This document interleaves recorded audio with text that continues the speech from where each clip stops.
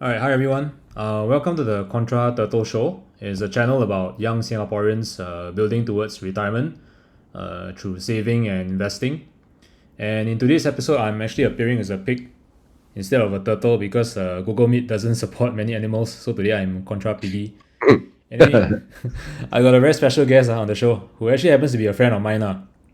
And today we're going to talk about a couple of topics: investing, AI, Bitcoin, the US, China, local markets, SGX, and some advice for young Singaporeans who are actually aspiring to succeed in wealth building. Because I think my guest here has done very well for himself. I think there's a lot to learn from him.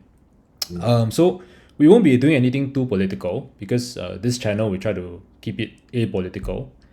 So I thought we will try to do something different from all the other podcasts that my guest has been on, and hopefully you all can see a fun and different side of him apart from the serious campaigning that he's been doing. So before we begin, I want to emphasize to everybody that whatever me and Jeremy shares today, this is none of this is financial advice. Okay, these are just our own views. You can just take it as entertainment, and most important is remember to do your own due diligence and research. So without further ado, I pass the time to Jeremy. Maybe you can just do a quick introduction about yourself. Yo, okay. For your international audiences, I am actually someone who just ran for the election, and I achieved the results that was basically a very good result for the last 53 years. No, the best performing independent candidate in the last 53 years, but I lost. So, but did it in a constituency with 12.2% absentee voters, so it's the highest one. So I think I'll take that as a good consolation prize, I guess. Yeah. So but in my previous life, I'm even existing life, I'm a Bitcoin maxi. I formerly sold my company to Unilever. I have also some smaller exits, and I'm an angel investor in our local angel investment network called Angel Central. So yeah, that's who I am, man. Thanks for having me, Turtle or Pig. Pig, yeah. Today I'm a pig. The pig Yeah. actually blinks when I blink. Quite interesting. Yeah. Thanks for sharing. And I don't think you did that bad. What you got the deposit back, right? Yeah, I just got deposit back yesterday. Okay, that's I think you made history there, lah. That's pretty good Yeah, stuff. yeah, yeah, yeah. So actually, I'm very curious about something. I never really asked you.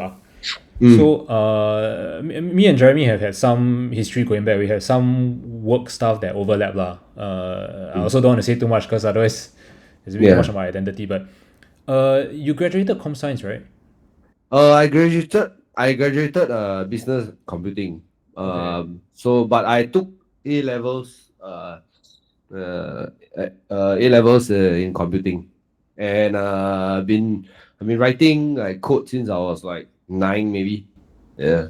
Okay, yeah, because I've seen the code that you written. We had some project before, and I thought you were pretty decent. You got straight to the point. Like, what made you actually not go down the like regular tech job, which is pretty decent pay, but to go down the business route instead? Yeah, actually, at a point in time when, let's just say, when, web development was starting to get popular, I would say perhaps around 2012. What happened was that you could start to see that all the engineers were getting paid lah, right, very well by the Mac 7, and I realized that it was very hard to emulate success because either you get too big and somebody wants to you know maybe like take away your mode, or you cannot even get there and then you waste a lot of money going there. So I sized up the opportunity as I didn't want to build a tech solution that could eventually be consumed by basically a bigger player lah. And I think back then fundraising, even though it was considered easy, but the amounts that people raised relative to how much they were paying their engineers, I think every company was running in the rate. Like lah, basically, back in the day, all those all the companies, any rubbish company that raised around was overpaying their developers, and you had all this ping pong table culture, beanbag culture, so I didn't see that as a good. I found it as a crowded trade, basically. Yeah, I think the good days of tech is over already. If I'm going to be honest, yeah, last time got all the ping pong table, all those stuff, all the perks. Yeah. Nowadays you see Meta, all this no more already. Yeah. Yeah, so okay, that's quite a quite a lot of foresight from you lah. So, so you is that in your nature? Do you like try to avoid crowded places?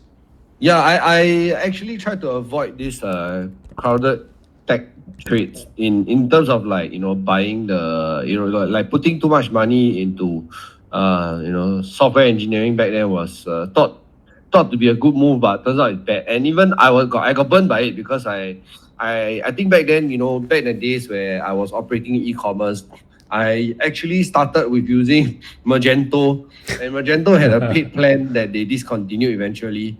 But that was the days before Shopify really started taking off.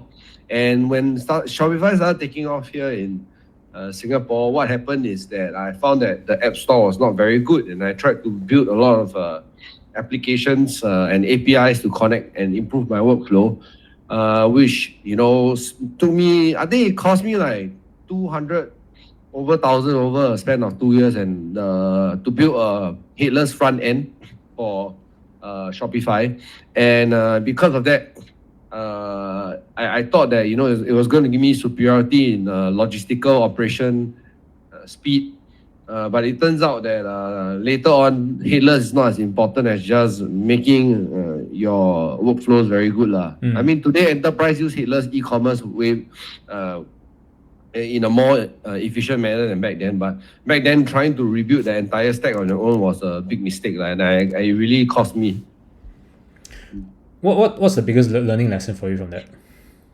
Biggest learning lesson was, I think I should have been able to see the App Store dynamics for even Shopify would it will emulate App Store dynamics for mobile phones, which is you just sit with time and more apps will be available. You don't have to try to write every function that would be on the App Store. Yeah, I think I saw a recent podcast you did, and you talked about something about this, right? That software is getting more and more abstracted up by AI and all that stuff, right? So you don't really have to do all these things, right? It's more like focusing on the actual business outcome, right?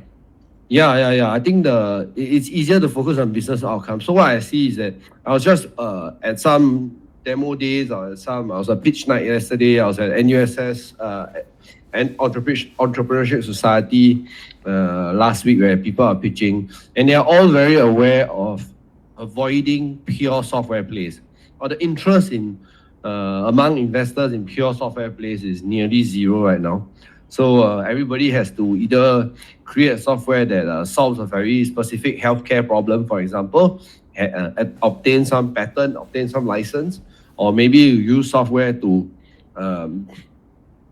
complement a hardware business. Like yesterday, I saw a business whereby they replace coal with chicken manure pellets. So they reduce the amount of coal required to generate the same energy, which I found very interesting. It's profitable. So probably in talks with that company. So and maybe there was one also whereby they are trying to get a patent on a way to diagnose dementia. It's app-based and AI-based, and it's very interesting. So these days, the use cases of AI is to actually turbocharge a solution that right now is being ignored, and you need to have some regulatory capture.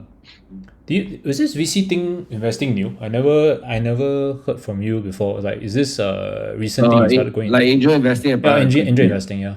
Yeah, no, I mean, I've been at it for about maybe 6 years, and I kind of paused over the last from 2022. It's from 2020, basically from when Luna crashed up until the end of 2023, where it was so much better to just clip interest from anything from your fixed deposit or corporate bonds that you can buy from your banker.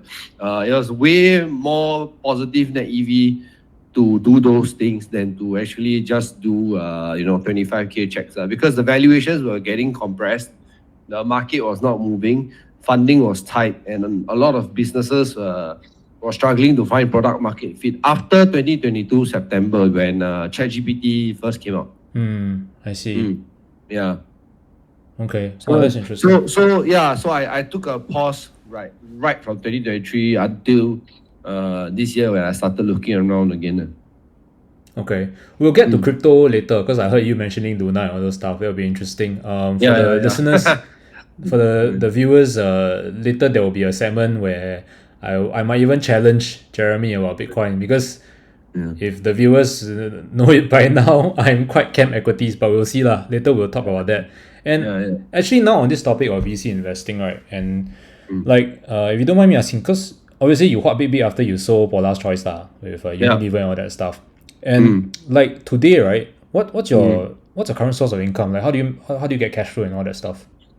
I'm a very simple person. Firstly, talk about cash flow income. I have no kids. I have 3 dogs. I try to cook every meal. I have not bought anything on Lazada and Shopee for over a year. Wow. Yeah, I've not bought anything. I just don't like to shop in general, and I also don't like to buy too much food. I didn't order delivery for about a year and a half really, because I like making sure that whatever I eat is high quality. So I don't do delivery.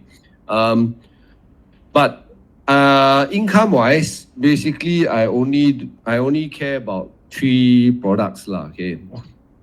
Income wise, I have MSTR options. So I have MSTR on which I sell covered calls for income. Wait, MicroStrategy, MSTR. Yeah. Wow. Okay. And then trying to get my family to buy Strike also, which is MSTR's preferred. And later we can talk about that. Yep. And that's basically it lah. And for a period of time, I was messing around with MSTY, the UMAX ETF for MSTR, and then I was also thinking of getting the IMST, but that I haven't done too much study on the IMST lah. Basically, all Bitcoin related income products. Okay. Oh, so am I correct? Wait, so that's 2 things, right? Was there a third one you're saying? Yeah, also Stripe. So the way it works is if you want income from Bitcoin related products, you can either firstly you sell covered calls on MSTR, or second you can buy MSTY, which is basically it's a dividend product harnessed on top of MSTR's volatility, and then Strike is a preferred share with a liquidation preference. Is a dividend also, and Strive has that's Strive, and then Strike is where you have a dividend but also MSTR correlation. So and then you could also consider IMST lah, which is another Bitcoin related product lah. IMST is basically a clone of MSTY, where they try to generate income off MicroStrategy and Bitcoin lah, volatility.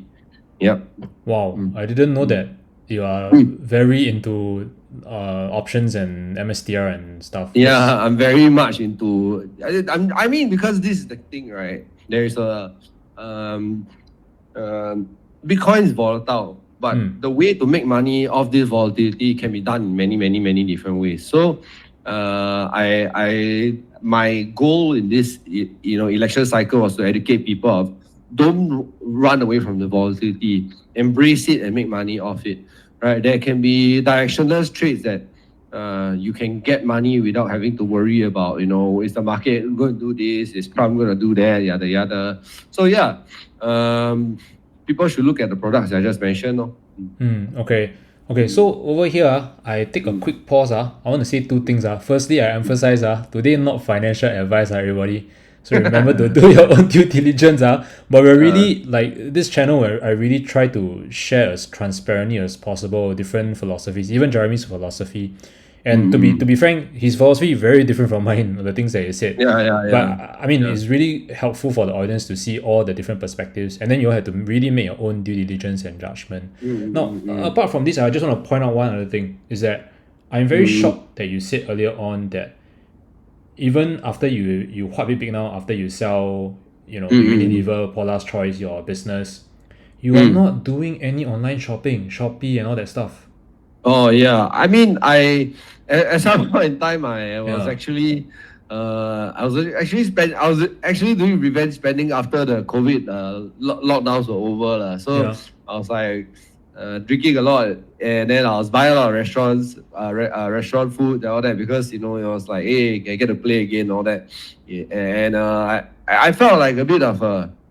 I felt like it was starting to creep into me spiritually. I started realizing that I didn't like any of these things. And I used to have two cars at a point in time. Yeah, two cars at the same time. Then I just like decided to sell it and then take MRT. Okay. Yeah. Okay, so the viewers, I want to tell you all something that you see, we are not even joking. You all look at Jeremy, what he's saying now, because I had Jeremy. So I give you some context. I have some viewers, right? They actually ask, because the whole idea is that we're trying to create this movement of living frugally. Beyond, don't live beyond your means and don't spend too much on material stuff. But I have some viewers they say it's an irony. But you save all this money, in the end you still want to go and buy all the luxury stuff, to do all the shopping, buy all the car. Right? But you guys, you look, this is an example right here. Jeremy has made it, and he's not letting lifestyle creep into inflate his expenses. I think there's a lot more than that people don't realize. Yeah, Right. yeah. I mean, I can honestly show you lah. Okay, like what did let me try to share my my screen for a bit. Just share my screen for a bit. Yeah. Okay, let me see how to do this. You try sharing. Yeah. Hold on. How do I? Okay, wait. There's an arrow, the upward facing arrow button. Okay. Yeah. Yeah, see, the last thing I bought was. Can you see my screen? Yeah, you got no what do you call that? Private stuff. No. Okay, so the last thing I bought was from Red Mart, which is groceries, right? Just to test out buying fish online. Yeah. And then the last time I bought was sauces in 2023. Yeah. Yeah, that's it. That's all I bought. Hey guys, you all can see this is very transparent. Look at the spending of a multi-millionaire, guys. Of somebody. Yeah, I only buy some eggs, because it was cheap and everything. Then I buy sauces because this sauce is very nice. But that was 2023. Then I haven't bought anything since then. Yeah. Yeah. I mean, I just generally don't. I just don't spend on these things. Or I find them very meaningless, lah. Yeah. Okay. I'm very glad to hear that.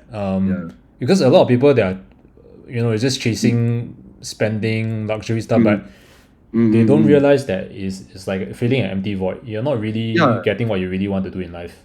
Yeah, it's really that's how I feel as well, lor. Yeah. Wow. Thanks for sharing. And that's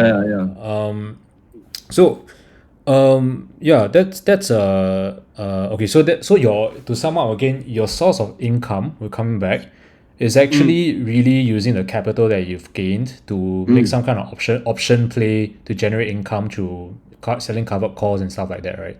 Yeah. Okay. That's basically what I'm doing these days. Can you hear me? Yes, I can. Okay, cool. Yeah. So now that we're on the topic of income, and we're now starting to go into investing, we'll start to get to the meat of today's discussion. So I'm really curious, what are you invested in, and what is your general investment philosophy like? Okay, so for your viewers, I'm actually I like to invest with politics in mind, lah. Okay, so this book I already mentioned in my campaign trail, which is Paper Soldiers, lah. Okay, talking about how US dollar is being is being weaponized. The other book that I didn't share is this book called Geopolitical Alpha. For people who want to understand that investments need to take into consideration what's happening geopolitically, lah. So there's two portfolios that I really think people can consider based on your needs, lah. Then the first one would be Lynn Alden's IV portfolio, but re-geared to Singapore's context. So the IV portfolio it's a 5-way split of 20% of like, you know, gold, stocks, treasuries, to reduce the volatility while getting roughly around the same gains as S&P 500. Because if S&P 500, there are long periods of drawdown, right? So there's the IV portfolio. So if you're real estate, you can just go and Google it lah. So that is one portfolio that you can look at. But to model it differently for you in Singapore, I call it the B.I.T.C.H portfolio. Okay, the B.I.T.C.H portfolio is 20% Bitcoin, indices, treasury or T-bills, whatever it is, and then your CPF, and H is your housing. So the ideal way to really make money with low volatility in Singapore is you should use a B.I.T.C.H portfolio, right? So with Bitcoin, you get exposure to with Bitcoin, you're basically getting a positive roll, which is for your viewers, anti movements against interest rates, right?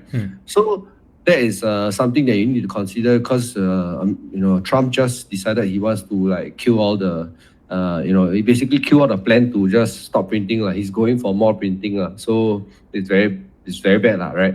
So the B is there. Then I, indices. So indices, you could take your pick. Either you buy a typical CSPX, or if you don't want to pick stocks, then you can buy all the VWRA, VOO, CSP, all these, right? So you get 20% allocated here. Then your T would be, T and C is related because in Singapore we got CPF, right? So T is how much T-bill and SSGS you can get, and you just clip your interest and just get the 2-point-something%, right?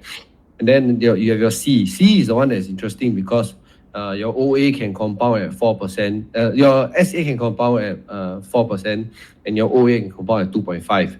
Right, this is actually a core piece during my campaign. So your OA, as much as you can avoid paying your house using your OA. You can move it to your SA to compound your SA say. So actually, it compounds very fast if you really try to push everything and max out. So for this, you can go and find all those CPF compounding communities like 1M65, Patrick Wealth Trillion, whatever. And then H is housing. Most Singaporeans will have a house, right? So this one, no need to touch. Just buy the HDB that you can afford, and then you just live with it. So that is the general approach, right, of how I do life in Singapore. But I'm slightly different from people, okay? So my portfolio doesn't look like that, okay? So I go on to the second portfolio, which I think every one of your users should. I just want to say something. I just realized that it's B.I.T.C.H. I thought you said Peach. No, it's B.I.T.C.H. Yeah, so it's Bitcoin, indices, treasury, CPF, and housing. Treasury can also be mean T-bill, right? You buy T-bill. What the hell? Okay. Yeah, okay. So life is a bitch for you. So I never said this anywhere or any podcast until here first. Life is a bitch, guys. Remember, life is a bitch. Yeah, life is a bitch. You must have a very big bitch, right? Then you do well financially. Yeah. Okay, got it. Yeah. Then you say your second one? Okay, second one, I want people to consider this guy called Jeff Park. He has a portfolio called Radical Portfolio. So the idea of Radical Portfolio is to redo what was traditionally the 60-40. Okay, and what is a 60-40? You are 60% equities, 40% bonds, so you have some defensibility. Okay, but the Jeff Park's Radical Portfolio is very interesting because what he wants to do is to actually make you buy 60% of your 60% of your portfolio in Bitcoin and 40% Bitcoin related stock. So what does this mean? So Jeff Park has this portfolio called the Radical Portfolio, right? And the simplified 60-40 Radical Portfolio is you buy 60% Strike, which is a MicroStrategy preferred that actually has an income component to it, and 40% in BTC. So he believes that this will outperform any portfolio with the lowest volatility over the next decade. So I encourage you all to look at it because that's currently my portfolio, which is 60% MicroStrategy and 40% Bitcoin lah. Yeah. And that's basically the public market one. You want to go into the other stuff like properties and that all that? Can also before we get there, I'm just really curious. Your ideas are really deep. Where are you getting your resources from? Where do you learn about this stuff? Oh, I mean, I read very much into all the things you can read online lah. So even your Seeking Alpha, your Zero H, I look into X. I follow a lot of crypto people. So all of the crypto people have very interesting ways to farm money. Oh, there's also some products that I'm considering, which is like family office level of fund where the HFT firm actually make they trade for you, but you use your BTC to you basically earn yield on your BTC with them lah. So the firm that I am that offered me these products is called Newban lah. So they are actually one of the market makers for Bybit lah. So this product is very interesting lah. I think in time maybe I'll share more on this product because you guys should also take a look at it lah. So yeah, I look everywhere lah. I go on X. I talk with people who right now I get to talk with bankers, investment bankers, HFT guys. I get to talk to people on LinkedIn, Seeking Alpha, Bloomberg, Zero H law. During the election time, I was just so busy running around. I couldn't catch up until these few days. Yeah. Okay. Wow. It as a proportion because we're gonna go into you mentioned property and all those stuff because I'm really curious. Like, is the whole Bitcoin MSTR this whole part of your portfolio? Is that a substantial part of your portfolio, or like how do you peg like rough percentages? Like if you were to put a rough. Okay lah. So the rough percentage is publicly known to have 6 Bitcoin lah. So at the start, when I announced my election and when I announced my election hope was in 1st of April lah. This is actually a archive date already lah. People knew that I announced this on the 1st of April lah. So around that time, Bitcoin was 70 something thousand maybe. And then today we just hit all-time highs lah. So you can just take that as my 40%, my Bitcoin is that 40%. Then you just extrapolate my MSTR is the 60%. Okay, and then like MSTR with Bitcoin as a proportion of your overall investment, your life, is that like literally? Okay, yeah. Then I have maybe so now I talk about the weirder stuff lah. Okay, we talk about the big stuff. We talk about the weirder stuff like the shit coins that I have and all those. Oh my goodness. Okay. Yeah, I have like some I have some Ondo. Then I have some meme coins like what? Ondo is like a RWA token lah. Then I have some meme coins like Joe Biden. I have Elizabeth Warren. I have Donald Trump. I missed out on the Donald Trump coin by a bit because when I was leaving the house, I saw it at $5.50. Then I decided not to go and buy Caesars. My wife asked me to go and buy Caesars at IKEA.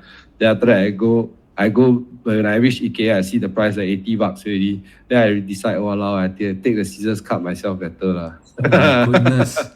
Okay, wait.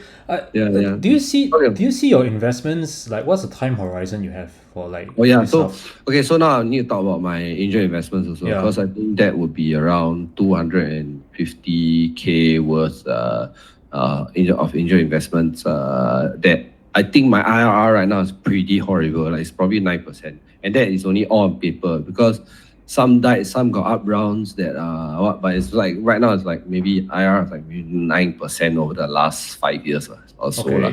Which if you were just fully potted into equities, right, you have made more lah. So yeah, basically if you were fully potted to anything that cracks M2 flow in the world, then I think you will make more lah. You could be in S&P 500, you could be Nasdaq, you could just buy some Max 7 or that, right? You have made more than anything in the last 5 years. But if you were burned like me during the COVID time, right, where I bought basically all the tech firms are right, the Snowflake, Datadog, all those guys, and then and like even Shopify took a long time to recover. All those stocks I think I lost like maybe 3 to 4. Okay, so I lost 3 to 400K during that time on just purely public equities. Okay, they sound like the high growth kind of companies that correct. were more basically, like revenue than profit lah. Correct. Basically, all the crazy tech companies that up to today haven't recovered Even there was one stock that I recommended people to buy when it was only $29, and I think that's C.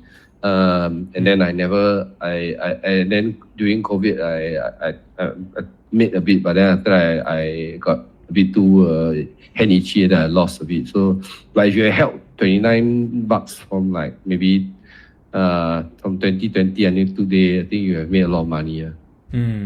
And Yeah. like, all these investments you mentioned, right? Whether it's your angel investment or your Bitcoin MSTR or like all this snowflakes kind of stuff, like typically do you tell yourself like how many years you want to do it, or is this more like you hit a certain price target and you're out? Like what's your framework like? Yeah. So last time I used to think like, okay, 3x and you're out or something like that. But markets can stay irrational longer than you can stay solvent, right? But nowadays with Bitcoin, because people always ask me, what do you do with the Bitcoin price? When will you go out? What will you do? What? And then my answer to them is, firstly, what price do you buy Bitcoin? You buy it at the price you get Bitcoin at the price you deserve. Meaning when you finally understand it and you want to commit to it, that's the price you deserve. That's the first thing. The second thing is when to exit. When to exit Bitcoin positions is when you feel like you have made life-changing money. Right. You do for a house, a car that you always want, you put your kids through school. And I felt that going forward, this will be my philosophy in life. Don't spend anything that you all this. Don't chase material goods, and only exit your positions when it's life-changing money. Are you willing to share what is life changing to you? Yeah, so maybe life changing for me is like maybe for example, if you cross like maybe you say, okay, every 1 million is life changing, then you can exit a bit 1 million like that lah, right? Okay. And then maybe for some people is, I really want that Lambo. Okay, then it's like 1.2, 1.3 million. Then that's the number for them. Do you have a number? You don't have to tell everyone, but do you have a number like that in your mind? Right now, no lah. Right now, for me, it's just as long as I'm able to feed myself and do politics and help causes, I don't really have a number in mind. Okay, so you're more concerned with the journey lah. Then you don't really have a specific number X lah. Yeah, I don't have. Okay, that's okay also. Yeah, like for myself, I have defined it very clearly what I need lah. But I think things may change, along the years as I grow older. I may even become like you, so cool. And so one more thing about income. I'll be renting out my house for income because I'll be moving in my in-laws. Okay. Yeah. As in your current place, you're gonna rent it out. Yeah, I'll probably rent it out. Okay. Cool. So all these positions you have, right? Like whether it's MSTR, Bitcoin, like all the stocks you mentioned, the companies. Do you have a certain step checklist or stuff that you use to shortlist companies or ideas or asset classes? Like what goes through the mind of Jeremy Tan when you shortlist ideas? Okay, so I've been following public markets since the Great Financial Crisis, and I've been studying a lot of the geopolitical and macroeconomic factors that make things move, right?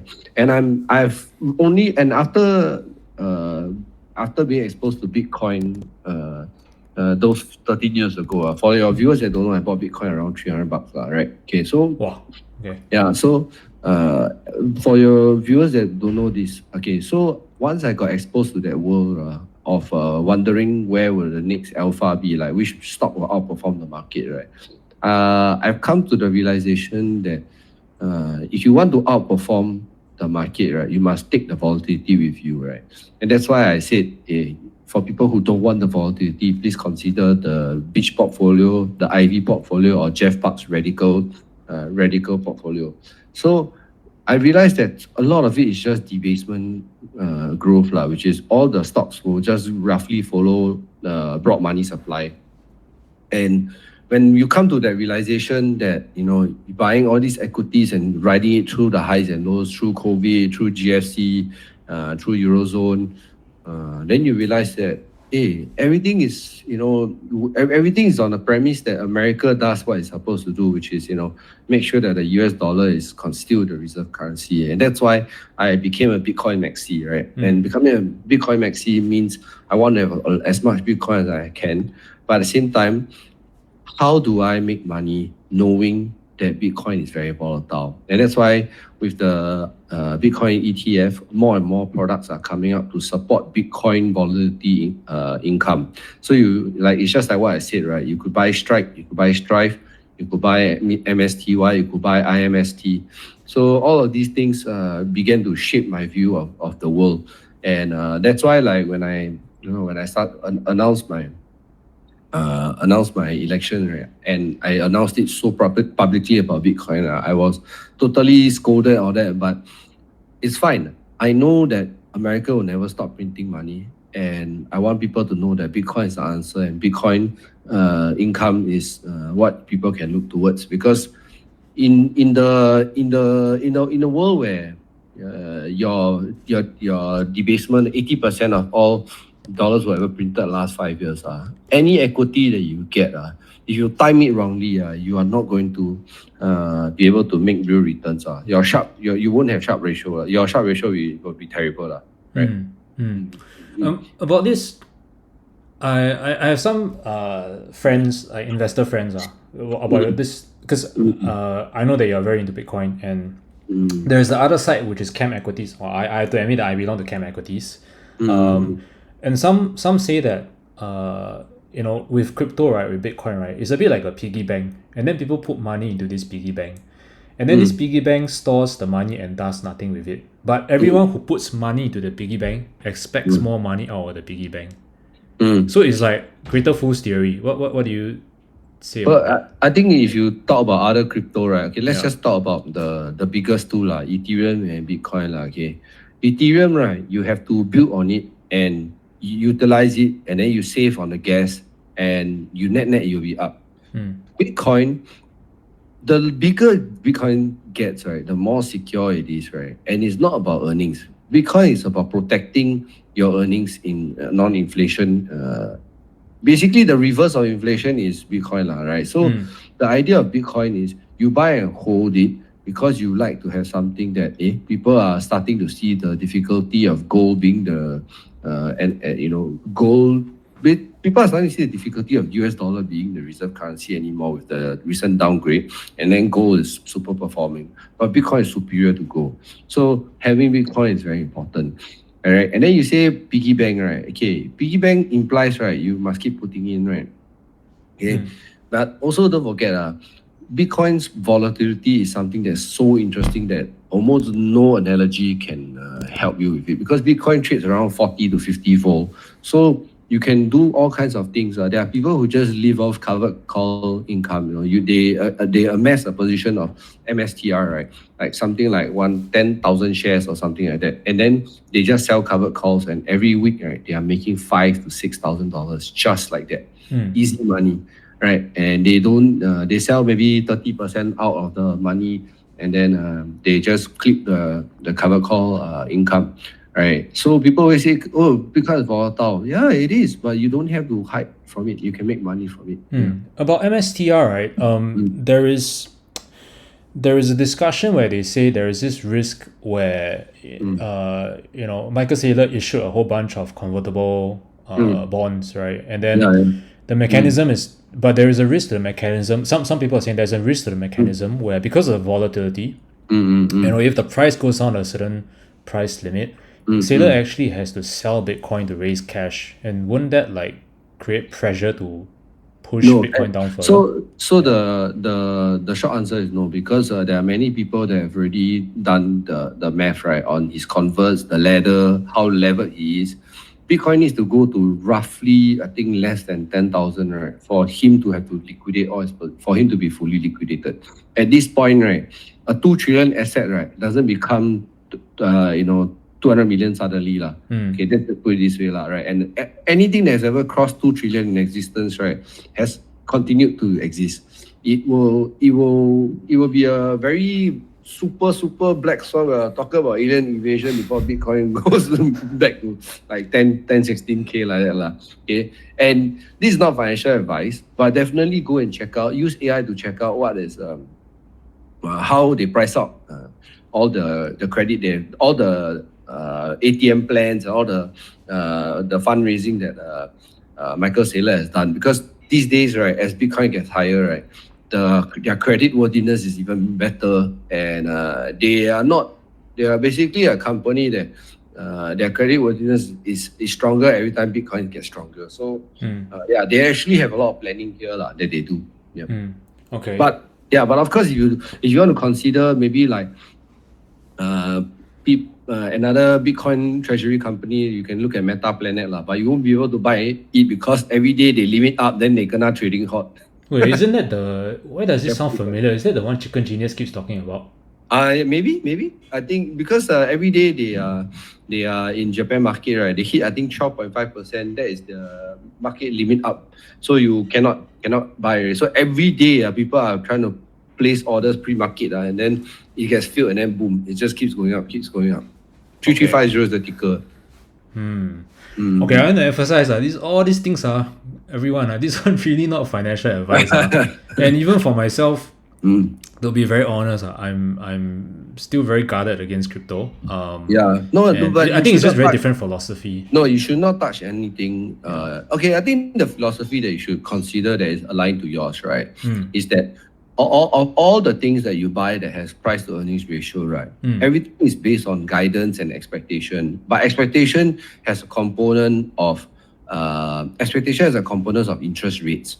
So as long as interest rates is human controlled, you need some insurance against human control, right? Because people who are busy with their daily lives, they don't know, they cannot read every day what is the Federal Reserve meeting, what is Trump going to buy, and all that lah. So you have to consider that if you want to insulate yourself against interest rate risk, then you need Bitcoin in your arsenal, right? Which is the perfect day for us to discuss this because Bitcoin all-time high lah, right? And so having some Bitcoin will be good enough for you because it is the one thing that there is no counterparty risk, there is no earnings, worry about earnings or things like that, right? So that's the philosophy we should both be able to align in, which is that your stocks cannot run if interest rates are very high, right? I mean, that's just the nature of the game because remember 2022 all the way until 2023 December, the stocks were basically S&P and Nasdaq was not doing anything because everybody just wanted to make money off clipping coupons from the treasuries. I mean, about interest rates, okay, I mean, if we look at 2022 to 23, 24, when Jerome Powell hiked the interest rates, it's quite obvious that had some, quite severe impact and it changed the whole ZIRP environment, right? Correct. I had a friend who runs a compounder fund. I think some of you guys have heard about him before. And he wrote this really interesting article on the Good Investors blog where he talked about how historically there have actually been many times where even in spite of the interest rates going up, stock prices still carry on going up. So I'm still not very convinced that there is causation instead of correlation is the part that I still am hesitant about interest rates and stock prices. I think the best way to see this is it depends on your, let's just say, right, the kind of the reason why we look at interest rates is because interest rates are related to cycles, right? Cycle up, cycle down. And don't forget, if you, let's just say you are a university student that you just graduated around 2020, maybe 2020, and then you just got your money. You put it in, and the stocks are going all-time highs, right? Maybe that's good for you if you exited, but if you doubled down and then you bought, like you averaged up, you'll be in trouble for the last 3 years until maybe this year, right around Trump's inauguration, and things started moving again. So timing wise, right, if you they say stay locked into the market, right, is the S&P 500 there are lost decades as well, so people need to understand that they cannot say S&P 500, right? Which is premised on American hegemony. If America is not the reserve currency of the world, or people take other things to be reserve currency, the S&P 500 will just generally follow the money supply until it breaks. So I think for this one, maybe you can take a look at some of the researchers that you can see would be like Jim Bianco, you can see George Gammon, people, basically all the macro experts. Right. And even Lynn Alden herself is very, very good. Actually, you all should buy a subscription to Lynn Alden just to see what she's doing with her portfolio. Very interesting. This investor that is very pro Bitcoin. She's the author of Broken Money. You know what's her one stock that she has that's outside of Japan and USA? You want to guess? DBS. DBS? Yeah. As in our local bank, DBS. Yeah. And she's an American investor. She wrote the book Broken Money, but she owns DBS stock as well. But then isn't it ironic? Like, isn't that opposite to her? No. She has some Bitcoin. She's also she's a stock picker like you lah. But her theory is more of on the basis of like she go and study industrials, she study banks and all those lah. So it's a bit more wide open there lah. And yeah, so she said that DBS is the best, pays a dividend for our market, and she's invested in it lah. Okay. Well, I mean, I can understand if a Singaporean buys because there's no dividend tax. But as an American to buy, I thought there would be some taxes involved. Yeah. So for Americans to buy ours, we got no tax. We buy their dividend, we got a 30%. So yeah, exactly. Yeah. Okay, I want to address. There's one part you said earlier on about the whole idea of the reserve currency, the US. We don't know if they will maintain the dominance as the lead currency, right? I have a really contrarian take about this, which is that okay, let's just imagine a world, right, where the USD really kalang kabut, cannot make it, right? It goes to shit. Okay. And let's say, because I'm very into American businesses, right? Because I believe in American businesses. I mean, the people on the channel can see a lot of my positions. Don't you think that if that day really does come and the USD goes to shit, businesses can simply reprice their business and start accepting cryptocurrency instead, or BTC? Okay, let's just imagine a world where Bitcoin becomes like, somehow becomes like really the reserve currency. Okay, we just imagine this world. Then my question is, would you rather speculate and own a percentage of a American business or a business that can be repriced into any new world order currency, or would you rather speculate on which currency ultimately prevails?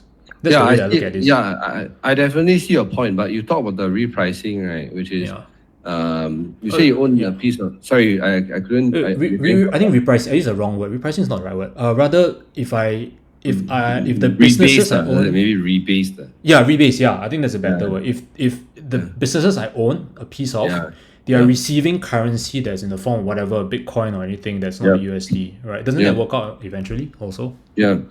So okay, there's two parts to this. The first part is you're right. You should own businesses and real world things, right? So companies that like what you own, Meta and Amazon, Mercado Libre, real world businesses, kinetic stuff, right? Very good to own. Great. The thing is that people don't know when to buy it, and they don't know what to do when it's approaching all-time highs, right? So if you buy it in the wrong time, you are still getting it at less than fair value lah. Because value can be based in anything, right? So that's the thing. People need to know that they cannot time the market, right? So if they buy at the peak or whatever, so they should stay invested in good companies generally, but they also need to do a lot of research to know whether or not a company has lost its edge, right? Like you look at Apple, right? People have started to say that they are no longer doing what they are supposed to do with the cash, and the stock is showing, like it is really showing that they are just repeating the iPhones or that. So the two parts to it is, one, you timing the market is very difficult. Two, studying the product and studying the actual business, right, requires some thinking, right? It used to be the idea that Apple has a lot of cash, it's the market dominant leader, but today you will choose maybe like a Palantir, Tesla, Apple, but you also want to have a bit of Apple, right? So that's why indices were made, right? Indices are supposed to give you broad exposure. And that's why I encourage people to take a look at the B.I.T.C.H portfolio. For those that just they forgot already, is Bitcoin indices, T-bills, EPF, and housing, right? So I encourage people to look at that, because that encompasses your philosophy and mine together, and as a Singaporean, it makes a lot of sense, right? Okay. So that's the first part. But the second part is that if you just want to have a very, very simple portfolio, right, then the Jeff Park portfolio is the best, which is you have 40% Bitcoin and 60% of a MicroStrategy product, because a MicroStrategy product captures the exposure to interest rate and it captures the exposure to Bitcoin. So you are also getting a real 60-40 balance going to the future, right? This is all very novel thinking. This is all very what has it been done before? No, it's not been done before. But if you're going to do what has been done before, you won't get the alpha, right? So you talk about owning companies, right? How will MicroStrategy having Strike and Bitcoin in the portfolio, right? How can we mutually benefit? We mutually benefit because MicroStrategy is in NASDAQ already, and they likely will be included into the S&P 500. When people like you buy up equities and indices, the rotational flows will also go into MicroStrategy. So that is how the radical portfolio gets exposure to equities and on the positive side of interest rates. And of course, Bitcoin is because that's like, holding the currency that it's a real store of value. Like it's like gold, having gold, right? So so that's how we mutually benefit from each other. Okay. I mean there are definitely some philosophical difference lah. This one I need to slowly digest. But I want to ask you a really interesting question, which I asked. I was on a taxi ride one day. I was going MBS, not to gamble, guys, to eat at a restaurant. But the taxi driver suddenly started chatting with me about Bitcoin and about the stock market and AI. And somehow the conversation went into Bitcoin versus equities, which is sort of kind of what we're talking about now.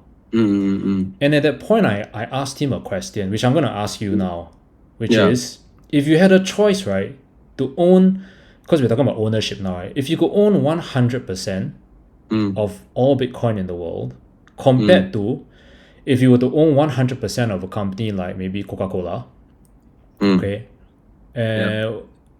which one would you rather own? Like, and let's say you can never sell it. Like, this is just gonna own it for the rest of your life. Because I don't have material desires, I would own Bitcoin. If owning Coca-Cola will be very good for somebody who wants to use that money to do other things, but owning Bitcoin is my life savings to maybe pass on to somebody or to a cause, right? And I will own the Bitcoin. Okay. Yeah. I think it's about the man now. Honestly, okay, then this is when our path diverges really, because my answer to this when I had the discussion with the taxi driver was I choose 100% Coke, and the reason I gave was because if you own 100% of Bitcoin and you can never sell it, right, then the value of Bitcoin is dependent on the next person willing to pay. I know you've heard this argument before, but I'll give you the other side of the argument, which is chem equities. If I own 100% of Coca-Cola shares, right, Coca-Cola has about $4 to $8 billion of USD or free cash flow per year. Technically, if I'm 100% the big boss of Coke, I own all 100% of the shares. I can just declare $4 billion of dividend tomorrow. Then I become $4 billion USD rich. I can do that every year, technically. No. I can totally see where you're going with this, right? But it's also on the basis of, like, let's just say you own, if you declare the dividend, then Coca-Cola price will just drop, right? It's like we must apple philosophical comparison, right? Which is I also can say last time if I could own 100% of the parent company, the Bosch, right? I would say I would want to do it, great business. But the moment you say you declare dividend or what, and then you have to really consider that, okay, then now the price of the business, the valuation of the business is different really, right? Yeah, so that's how I see it, and maybe because of putting it this way, maybe because I know who I am as a person now, and I know that I don't really need to spend money. I believe in Bitcoin because I also believe in its properties of resistant money. Like people are using it to fight insurgencies, people are using it to fight censorship. And as a politician now, I find it important that it's actually a part of your freedom of speech because I know many friends that they, just because they work in certain industries, crypto included, then the banks close their account. And in Singapore, if you know how quickly you can become handicapped by not having any digital payments, it's quite scary It's the CBDC revolution coming So you're right to say that if you own a Coca-Cola or that. I think the best would be say you own a farm right? If you own like Blackstone, BlackRock, you can own assets and mines. Yeah, of course that's infinite money glitch and and then you look at what Tether is doing. They are literally just is that the stable coin? Is that stable coin? Yeah. All they do is just making money out of US interest rates, right? And it's a juggernaut of a business, right? And all they do is like what you say, if you can own 100% of Tether, also you should because they can produce all that, right? But of course, like I say, a lot of the valuations and whether or not people will continue to believe that your valuation is this after you do all these things, then it's another question, right? Okay. I mean, to be fair, I'm quite camp equities, but to be fair to Bitcoin, after so many people I talked to, I can see that the mind share of Bitcoin is so big and the narrative is so strong globally.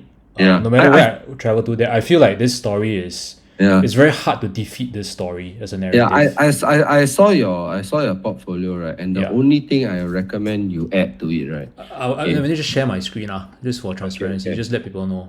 Yeah. Okay, so this is actually my portfolio Yeah. So I the way I put it to you is I think maybe you can add some strike to it. STRK. STRK. All right. Yeah. Okay, because you'll get some income and you'll get some exposure to insurance, which is Bitcoin And if you say you like good companies, right? MicroStrategy, right, is becoming like a Bitcoin investment bank. They are financially engineering everything they are doing around Bitcoin and the interest rate environment, the geopolitical environment, and leveraging his relationship with Cantor Fitzgerald and Donald Trump. So it's a good company. So you should try to own some Strike. Strike is, I think right now it's at $8 dividend. So it's about 16% MSTR correlation. So you can take a look at some Strike. But if you want it to be safer, you can consider the Strive, which has no MSTR correlation. It's like a bond like that. So you get 11.4% dividend. Yeah, I think you will love these two products. And you study these two products, right? You'll be very excited to know that it can really help your portfolio. Okay. I mean, I will put a bit of time to look into it. I will look at it as objectively as I can. Sure. So Strike and Strive. Yep. All right. Yeah, because if you see my portfolio, I'm a very growth investor. Correct. Yeah. So the way I would describe MicroStrategy is I think what I consider the first ever Bitcoin refinery So I would say that that's why I've been campaigning for Singapore to become the world's best Bitcoin refinery. Right, we buy all the Bitcoin and then we do the financial engineering around it to make money off it. Yep. Yeah. So Strike definitely for your users. So take a look at it. Okay. Okay, no financial advice. I must say, I must keep repeating. I'm advising you as a friend.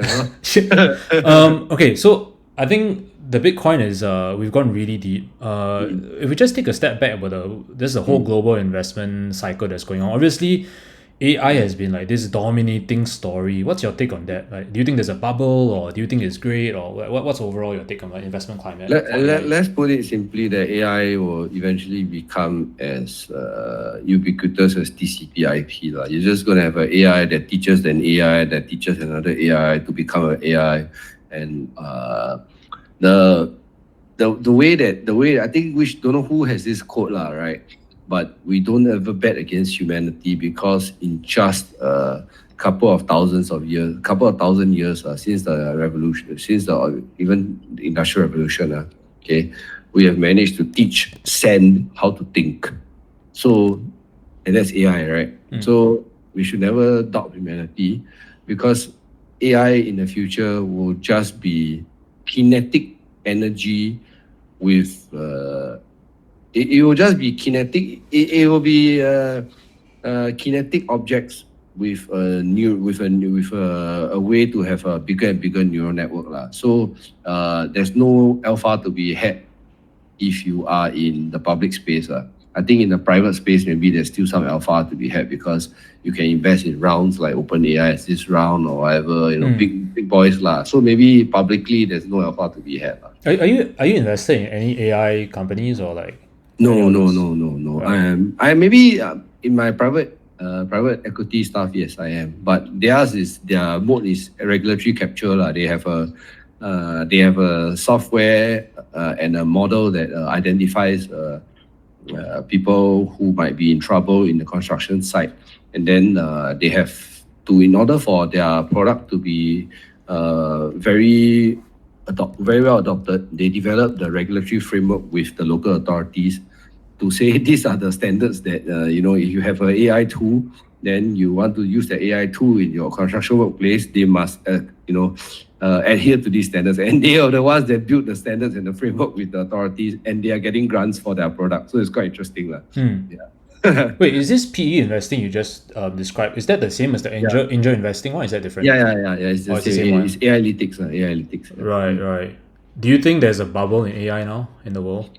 I think the pricing in is quite good lah. I would say that there is no real bubble to be had lah.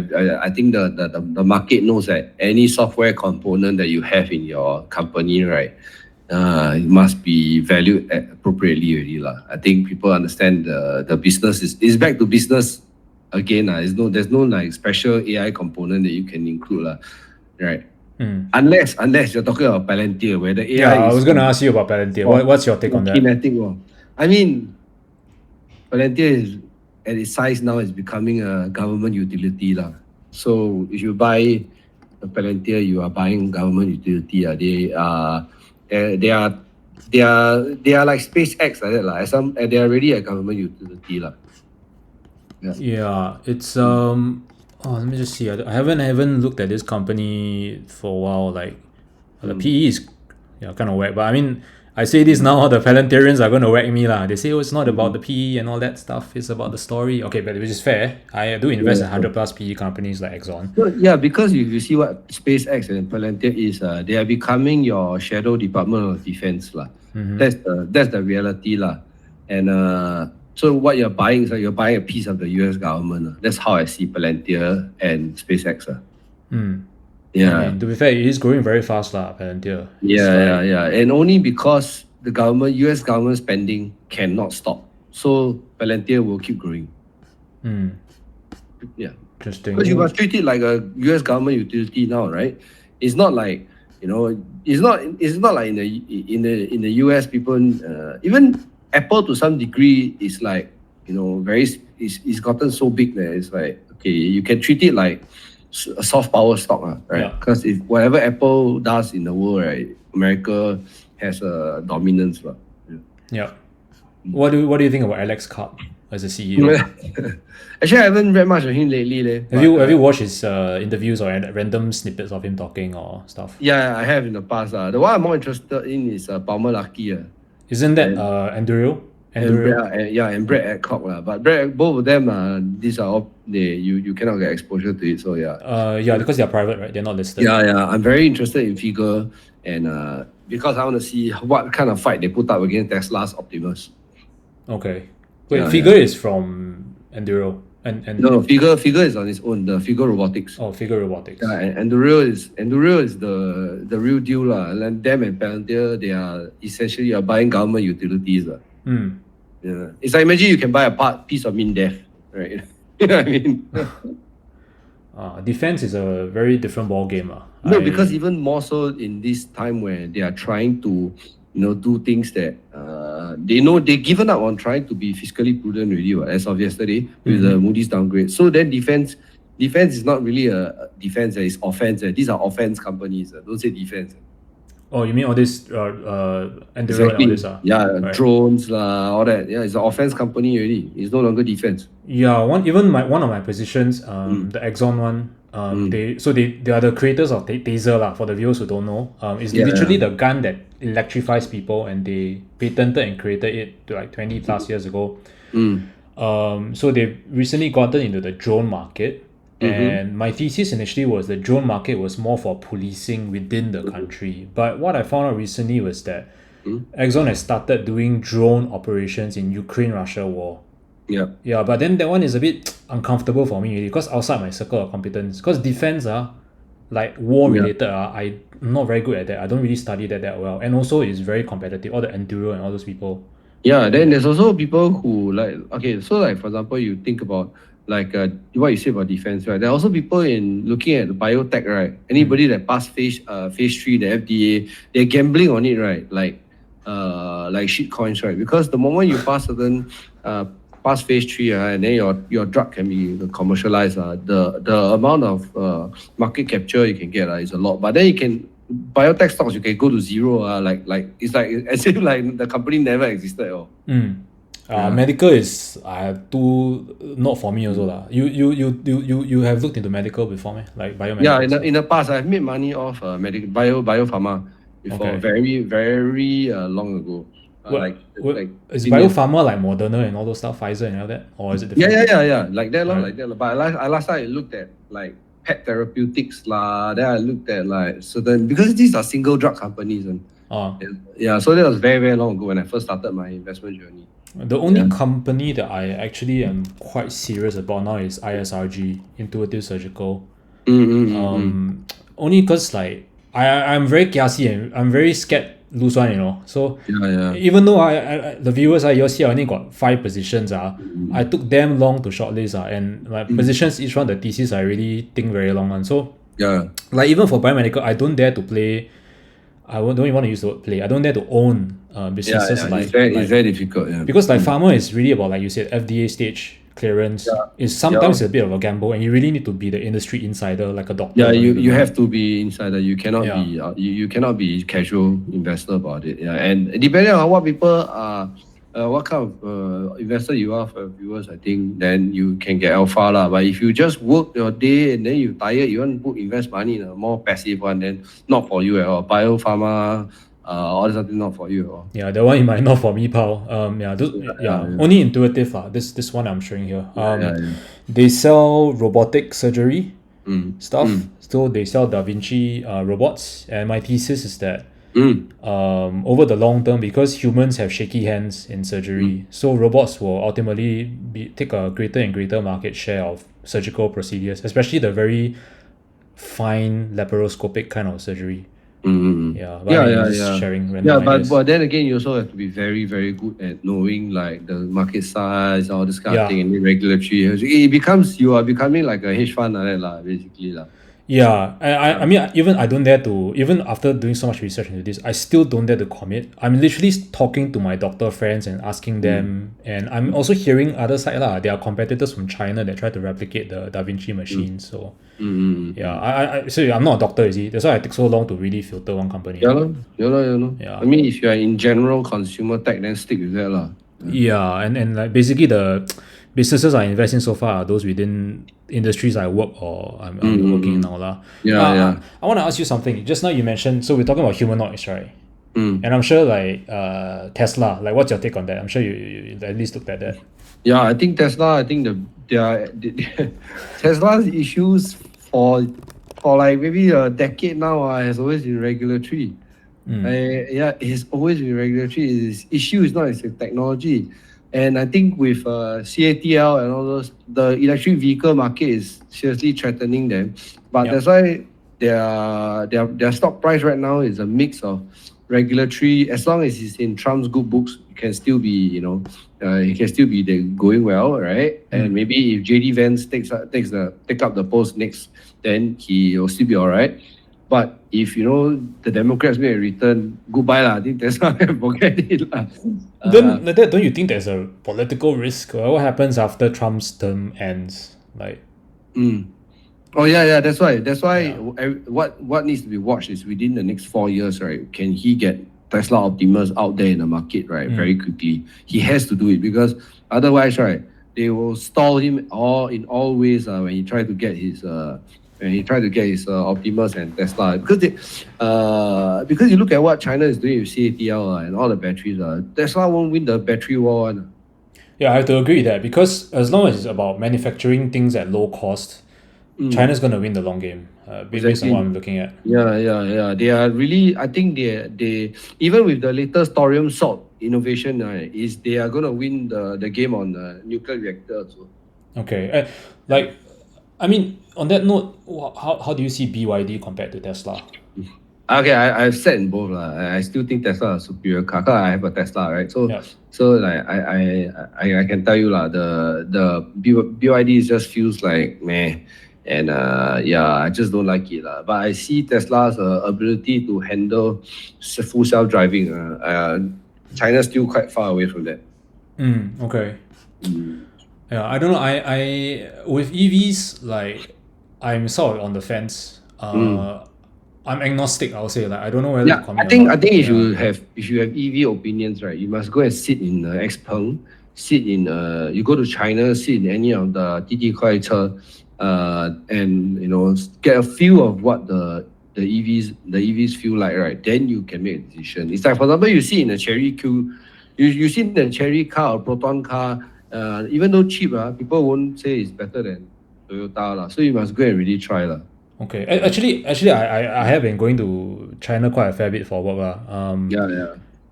So I go to Shenzhen quite a lot. And all the taxis there, they are all BYD. Occasionally they do get a Tesla there. And I don't know, I have this, because I really went to all the shopping malls in Shenzhen and around China, different cities. And it's quite worrying because I feel like, at least in China, it feels like EV is getting commoditized. There's so many brands. Correct. It's quite insane. There's like I've seen like 10 different brands, like the XPeng and stuff that you mentioned. Yeah. So that's why I say Tesla, the one to watch is how they do with Optimus. Yeah.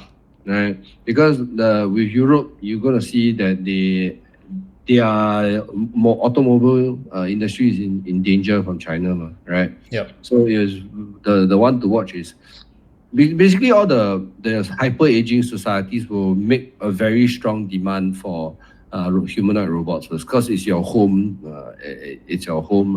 assistant, right?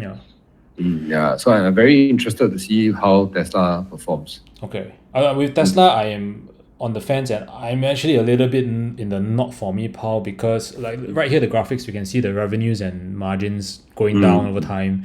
And I'm the kind of investor where I need the foundation, the current business to be making money consistently first, and then layer catalysts on top, such as the FSD and the humanoids and stuff.